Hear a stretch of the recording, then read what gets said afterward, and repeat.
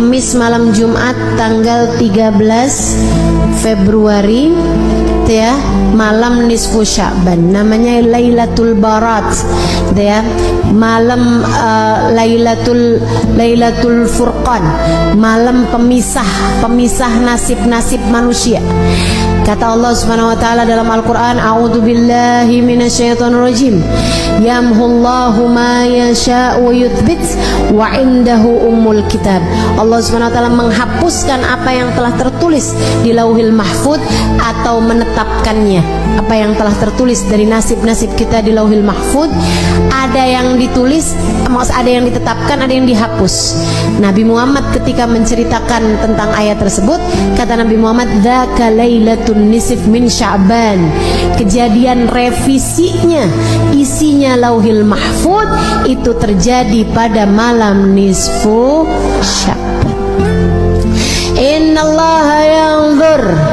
Innallaha yanzur fi lailatin nisf min Sya'ban fayaghfir illal musyrik wal mudmin wal musyahin. Kata Nabi Muhammad, Allah memandang hamba-hambanya pada malam nisfu Sya'ban, kemudian Allah mengampuni hamba-hambanya kecuali yang musyrik, kecuali yang pecandu, minuman keras ataupun narkoba dan sejenisnya. Mudah-mudahan Allah selamatkan keluarga kita semuanya dari hal-hal yang semacam ini insyaallah. Kemudian wal musyahin, yang di hatinya masih menyimpan dendam permusuhan kepada sesama hamba Allah Subhanahu wa taala. Itu sisanya Allah ampuni. Itu malam penting, malam nisfu Sya'ban, malam perubahan nasib. Ibu, malam revisi nasib. Nah ini nih, pada setiap tahun itu Allah punya malam revisi. Jadi Allah Subhanahu wa taala ada yang netepin, ada hapusin apa yang telah tertulis di Lauhil Mahfuz dari nasib-nasib kita sekalian, dari rezeki kita, dari keadaan kita hidup di dunia nih. Kemudian lagi termasuk darinya adalah masalah kematian kita, husnul khatimah ataukah su'ul khatimah. Karenanya di malam nisfu Sya'ban kita diajarkan oleh para ulama-ulama kita untuk membaca Yasin 3 kali dengan niatannya masing-masing. Yasin yang pertama dengan niat Allah karuniakan umur yang berkah, umur yang panjang dalam taat pada Allah Subhanahu wa taala, umur yang panjang baiknya, umur yang panjang kebaikannya, umur yang panjang pahalanya. Bukan asal umur panjang waktunya, bukan, tapi yang minta kita panjangin, yang kita minta Allah panjangkan adalah panjang pahalanya, panjang berkahnya, panjang manfaatnya, panjang kebahagiaannya. Mau nggak panjang umur di atas tempat tidur terus? Nggak mau kita, nggak mau. Makanya kita minta pada Allah Subhanahu wa taala umur yang berkah, umur yang dalam taat pada Allah Subhanahu wa taala.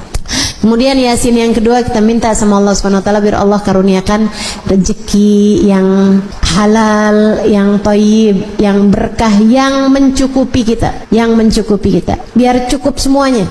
Lagi mau ngawinin anak ada rezekinya, lagi mau nyunatin ada rezekinya, lagi pengen ngasih anak-anak hadiah karena lulus sekolah ada rezekinya, mau ajak anak-anak jalan-jalan ada rezekinya. Itu tuh yang enak tuh, rezeki itu yang kayak gitu tuh, yang mencukupi, cukup gitu semuanya. Mau begini enak, mau ini enak, mau ini enak. Dan gak semua orang punya rezeki yang mencukupi. Kadang rezekinya banyak tapi kayak gak cukup aja gitu. Ada yang kayak gitu.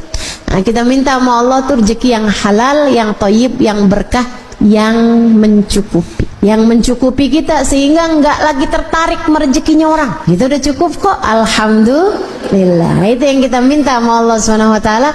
Juga rezeki-rezeki yang lain, karena rezeki itu bukan cuma urusan uang. Rezeki itu bukan cuma urusan harta, teman-teman. Kesolehan anak-anakmu itu adalah rezeki yang jauh lebih tinggi nilainya daripada sekedar rezeki harta. Betul nggak? Ibu-ibu saudaraku sekalian, saya muliakan, rezeki kesehatan menurutmu Enakan banyak duit tapi sakit, apa enakan sehat walaupun duitnya pas-pasan? Bisa sehat banyak duit ustazah, kan nggak jadi pilihan. Bagaimanapun kan tetap lebih enakan kesehatan. Jadi kesehatan itu rezeki lebih mahal daripada rezeki harta gitu. Nah, kita minta semuanya mau Allah Subhanahu wa taala rezeki harta yang thayyib, yang berkah. Kita minta juga sama Allah rezeki kesehatan badan kita, keluarga kita, gitu kan ya.